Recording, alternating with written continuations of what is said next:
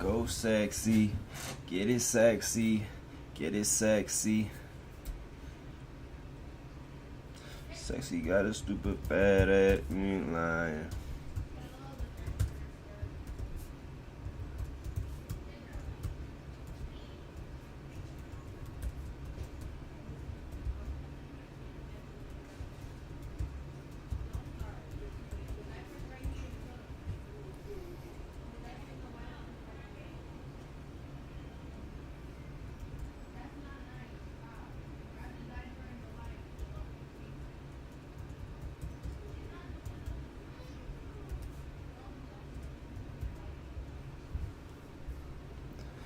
Get it sexy, get it sexy, get it sexy. Sexy got a stupid fat ass, she ain't lying.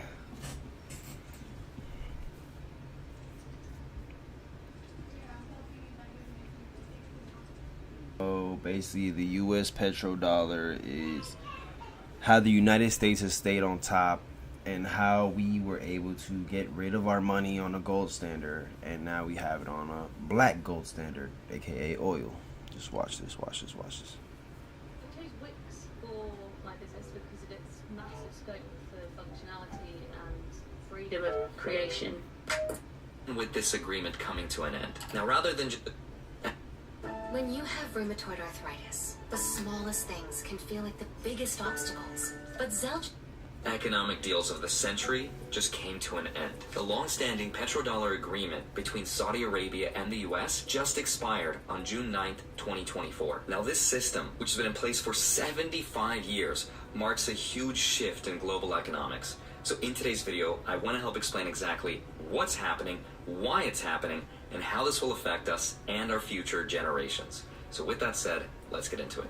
Hi, my name is Andre Jick. Hope you're doing well. Come for the finance and stay for another boring macroeconomics video, phase 2. So initiate the storytelling and dramatic music. So when most people think about global trade, they're probably thinking about commodities. When they think about commodities, they're mostly thinking of things like corn or wheat. But there's one commodity to rule them all. Black That gold. is oil. Now at the center of this intricate web of global finance, the petrodollar system is at its core. That's why when most people around the world think about what money actually is, they're probably thinking about the US dollar. But it wasn't always like that though. Between 1720 to 1815, if you asked someone to name a currency, they would have probably said the French livre, because it was France that held the reserve status from 1720 to 1815. But then, if you asked someone to name a currency between 1815 to 1920, you would have probably heard the British pound. Now, after World War II, everything changed with the creation of the Bretton Woods Agreement, because after that point, most people would have probably said the US dollar. Now this happened because the US was pretty much the only standing superpower after World War II. But this system wasn't about one thing. It wasn't about commodities. It was about cementing the dollar's role as the world reserve currency. Because being the one money to rule them all gave that country access to two specific superpowers. And one of them was economic stability. Stability allows for things like international trade to happen.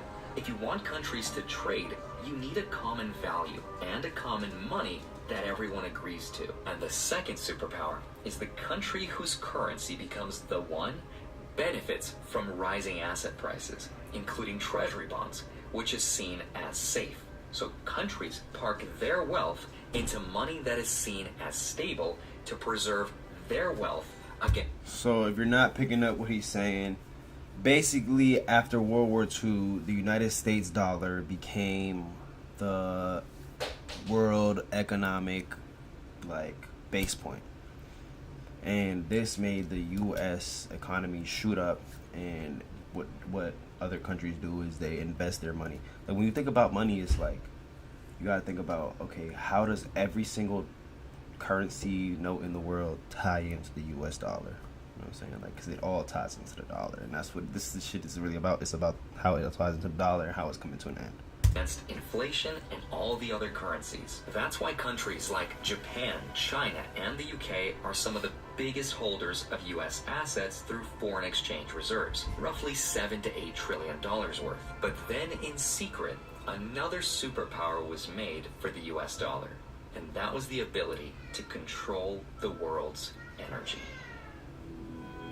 The standard of living of all Americans can be traced back to here, the vast oil-rich deserts of Saudi Arabia. Our house is your house. There's an Arab saying, the sands are glowing.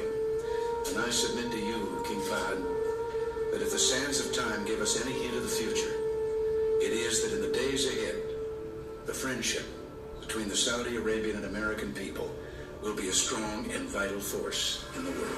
Now, after the dollar got off the gold standard, it became the super petrodollar, and it replaced gold by what some people like to call black gold, aka oil. Now, how this happened is one of the most interesting stories that has ever happened throughout history. The petrodollar is actually a device invented by Kissinger and Nixon. U.S. President Richard Nixon sent his Secretary of State and National Security Advisor Henry Kissinger to Saudi Arabia for a secret meeting. That meeting took place on a battleship called the USS Quincy, and very few records were kept of that meeting. But Roosevelt promised the King of Saudi Arabia weapons and protection in exchange for the United States to have the exclusive right to develop oil. So it always comes down to war and stuff like that. Basically, you have the military might. You control the resources in the world. Your nation's currency is probably going to be the world reserve currency. So it's all a ploy, bro. It's all a fucking scam. And if you look at how horrible Britain was and why, you know, it used to be everyone hates Britain, now it's everyone hates the United States because we're in charge, bro. Because we're the ones running the world. But that's coming to an end soon. That's with all the BRICS alliances they're doing, and that's why this shit matters to you. Saudi Arabia Regular guy. Using dollars. Meaning, if countries wanted to trade the most important commodity of all, oil, they needed to get their hands on dollars. And from that point on, oil would be priced in USD. And if a country tried to get their hands on oil without using dollars, that country historically needed more freedom in their lives. And it's this arrangement between the US and Saudi Arabia that helps the US with dominance over global trade and helping preserve the US dollar as the world's reserve currency for over 75 years now. But just this Sunday, the Prince of Saudi Arabia announced that he would not renew this contract. And this decision is part of a much bigger trend where countries are ditching dollars in international trade and oil transactions. The dollar. Looks like they're dumping it. They are dumping the dollar because the dollar is coming to an end. The world's largest oil producer, Saudi Arabia, is reportedly asking to join BRICS. As more and more developing nations, including some of the world's largest economies, decide to ditch the dollar in their bilateral trade, voices of concern and even despair are being heard in the US over the looming end of America's global financial dominance. But the question is, what does all of this actually mean? Ask yourself this question. What is the US famous for exporting that the world is buying? I'll give you some examples. China is famous for being the world's factory. It makes and exports everything. Germany is known for its engineering and high-quality manufacturing. BMW, Porsche, Mercedes. Japan is a major exporter of electronics, cars, Toyota, Honda, and the best anime in the world. South Korea, famous for semiconductors, smartphones, Samsung, Hyundai, Kia, and some of the best skincare products in the world. Saudi Arabia, famous for its oil. It's one of the biggest exporters of crude oil in the world. Russia, famous for its natural resources, its gas, its oil, its coal, its other minerals. Brazil is known for its agriculture, one of the biggest exporters of soybeans, coffee, sugar, and beef. India is a major exporter of software services, tech, and pharmaceuticals. Australia is also rich in natural resources. It's the leading exporter of iron ore, coal, natural gas, and black opal. Canada is also a huge exporter. Oh. Of natural resources, including What's going on here? What's going on here, YouTube? Of iron ore, coal, natural gas, and black opal. Canada is also a huge exporter of natural resources, including timber, minerals, and some of the nicest people I've ever met. France is arguably the biggest exporter of luxury goods and fashion in the entire world. Italy is also known for fashion and luxury. Ferrari, Lamborghini, wine, pasta. The Netherlands, famous for happiness, flowers, dairy products, vegetables. Height, Switzerland, famous for financial services. It's the world's biggest bank. Pharmaceuticals, Rolex. The United States, famous for the Kardashians. Hollywood. Now, there's actually a lot of things the US produces that the world consumes, including culture, but also tech. We've made the biggest companies in the world. We export the biggest military in the world, but arguably the biggest export that the United States has by far are US dollars. We aid a lot of countries with a lot of money. By design, we are the world's biggest money exports. So the question is, how does being able to export dollars help the US economy? And the answer is, it helps in every single way imaginable. Because having the petrodollar system has created a demand around the world for other countries. Without the ability to export dollars, that would mean bad things. Let me show you an analogy using a balloon, because this is the US economy in its normal state. And whenever there's a problem, we can just pump the balloon full of money to solve the problem, which also creates inflation, and it looks like this.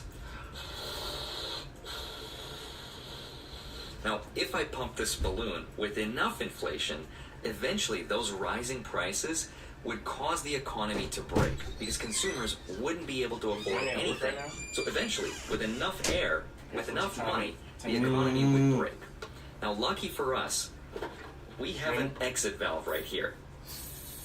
That means we can release the pressure and the dollars to the rest of the world, and the world would actually absorb it, because it also needs those dollars to buy its energy. But what happens when you have a balloon that keeps on expanding and doesn't have an exit valve? It pops. Eventually, Which is exactly what's going on with the US economy today. And why that shit matters to you. that balloon would pop. Now that's just an analogy, but what does it really mean? Believe it or not, we've seen what it means because it's happened to other countries. Greece is on the verge of default tonight, hours from what many believe is a near certainty. Scenes like this are playing out across the country. The UN says food prices tripled last year and estimates 4 in 5 Syrians now live below the poverty line. Since 2019, the Lebanese pound has lost more than 90% of its value. Basic commodity prices have almost doubled. Argentina's annual inflation reached more than 100% in February. This is the first time since 1991 it's been in triple digits. So his costs go up whenever the value of the South Sudanese pound falls against the US dollar. Higher inflation means higher interest rates to fight inflation.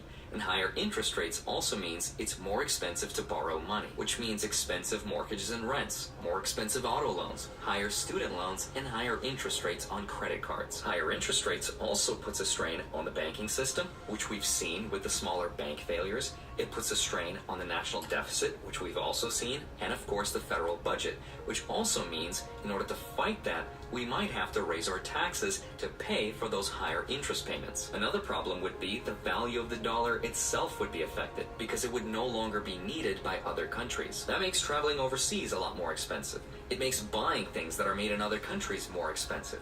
And it becomes harder to retire because those retirement accounts, those IRAs and 401ks would be negatively affected. Remember, less foreign dollars buying assets equals slower growth. Question is, why is Saudi Arabia doing this? Some people blame U.S. leadership and Congress for creating the situation. Some people say they're doing this because they can, because it makes sense for a country to trade how they choose and to sell their assets in the currency they want. But it's also because of their commitment to the BRICS alliance. That's Brazil, Russia, India, China, and South Africa. Countries like China and Russia, for example, have been reducing their dependence on the dollar for a while now, which is why China recently dumped a bunch of U.S. Treasury bonds. And it's also why the dollar as a reserve currency has reached a 14-year low. So how can the U.S. fight this then? Now, short of declaring freedom on a country, the U.S. can also raise its federal fund rate, or the interest rate, to attract more money to be parked here. And we have. for us to borrow money. So unfortunately, there's really not a lot the US can do, which doesn't sound like good news, but I also want to show you data that argues the effects of all of this. I did this in another video, but if you didn't watch that video, I think it's important to remind yourself just how powerful the US's #1 export still actually is. Because the world holds roughly 59% of its foreign exchange reserves in dollars, in comparison to only 20% of that in euros and only 3% for the Chinese renminbi. And the dollar is used in 88% of foreign exchange transactions, according to the Atlantic Council. And for the Chinese yuan, which a lot of people reference as a competitor to the dollar, just had 73 central banks abandon it in favor for buying more gold and US dollars. In fact, in a survey of global money managers, when they were asked what they wanted to do over the next 1 to 2 years with their currency, here's what they said. 18% of them said they I feel like you know, all this stuff is always pointing towards the fall of the US and our global dominance, but hey, it's gonna be alright. That's why our nation is gearing up to go to a fucking war, right? Yeah, totally.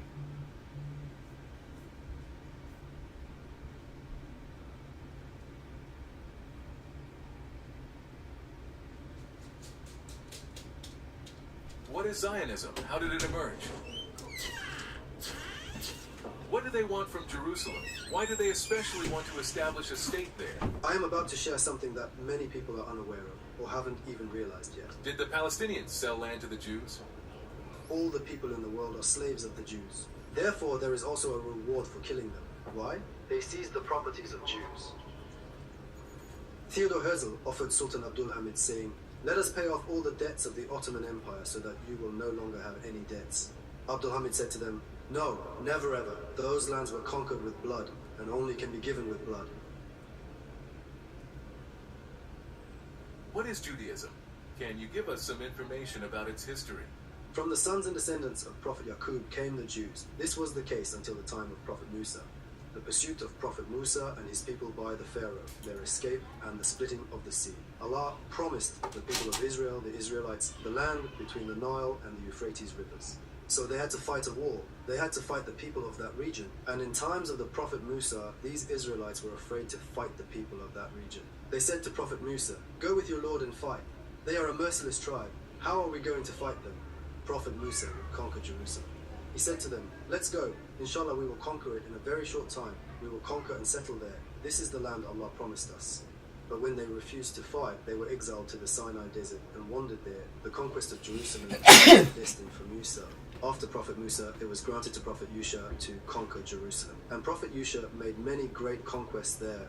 Of course, that generation was over. I mean, instead of those who wandered in the desert for 40 years, there were new generations. And Prophet Yusha set out on conquests with the new generation. Later, Prophet Dawood, Prophet Suleiman established the greatest state in the world history. During his period, it is said that he ruled the world. A huge state known as the Kingdom of Judah emerged. Of course, Prophet Suleiman built a temple in Jerusalem, which we know as the Temple of Prophet Suleiman. After a while, the Israelites, they crossed the line, as it is described in the Quran.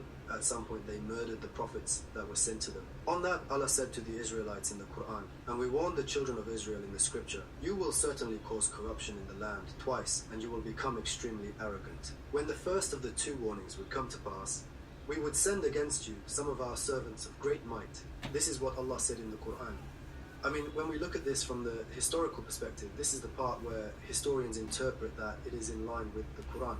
There was a Babylonian king, Nebuchadnezzar, known as Bukhtasar amongst Arabs. This ruler started to haunt the Jews. He entered Jerusalem with his strong armies and put all Jews to the sword and destroyed the temple of Suleiman and gathered and took away all remaining.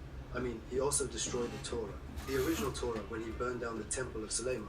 Now this is the first corruption the Jews caused, as it is stated in the Quran, and a great calamity fell upon them, and they were driven out of their land.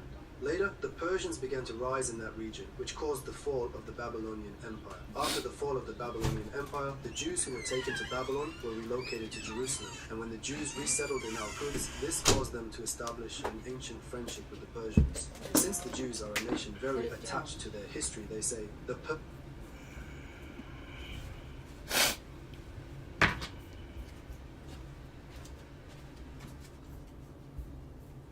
Oh man, this is a good one. Great news! Now your account has a level, and you get free daily cases. Hit the Pelosi. So, did y'all know that our congressmen are allowed to not insider trade, it's illegal to insider trade, but basically they're allowed to put money and bet on the stock market like anyone else, except they know what's going to happen, and their job specifically allows for them to control the stock market because they passed the laws that are going to, go into effect in the United States or not. But basically, we pay our congressmen, a couple $100,000 a year, whatever, $1,000 a year. And they're all have net worths of millions of dollars. And let's say if I was a plumber or an electrician, or I was a regular giant worker, whatever the fuck it is you guys do at home, watching this. And if you had, you made $26,000 a year and your net worth was $400 million, they would come in and ask some questions. How the fuck are you getting this money? What are you doing? Like, what illegal thing are you doing? And the thing is that nobody comes to Congress members and asks them anything, and they're allowed to do this because they pass the laws. The first step to tackling your credit card debt is understanding how much debt you actually have. The world is run by criminals and tyrants. His investment would go up by 200%. This is what's known as shorting the market. And it was actually a brilliant bet because take a look what happens over the next 4 days. Damn. This is when he sells, nearly doubling his investment. It was an amazing trade. It was almost as if he could see the future. Wait, what's this? The day before he made this trade, Bacchus was sitting in a room in a private meeting with the top officials of the U.S. Treasury and Fed. The meeting was so secret that everyone had to hand over their phone before entering the room. The people that Bacchus was meeting with were the ones who were in charge of making sure that everything was under control in the U.S. economy. But this was September 2008, and things were not under control. This could be the most serious recession in decades. So in this meeting, Bacchus was told that, quote, it was a matter of days before there was going to be a meltdown in the global financial system. Let's talk about the speed with which we are watching this market deteriorate. We're down over 16%. Okay, so that explains why he was able to make this brilliant trade. He knew